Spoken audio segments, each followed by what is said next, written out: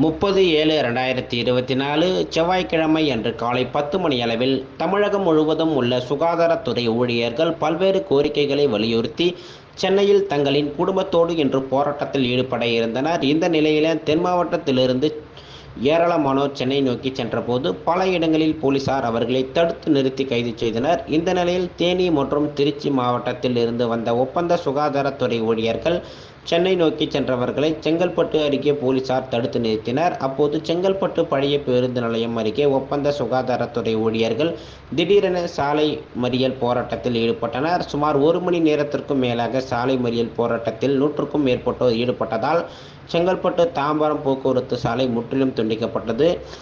மத்திய அரசு தமிழக சுகாதாரத்துறைக்கு கூடுதல் நிதி ஒதுக்க வேண்டும். தமிழ்நாடு அரசு சுகாதாரத்துறையின் கீழ் செயல்படுத்தப்படும் மக்களை தேடி மருத்துவம் திட்டத்தில் WHV என சுமார் 13,000 ஊழியர்கள் பணியமர்த்தியுள்ளனர். இந்த நிலையில் 2 மணி நேர பணி என்று பணியமர்த்தி தற்போது 8 மணி நேரத்திற்கும் மேலாக பணிச்சுமை உள்ளது.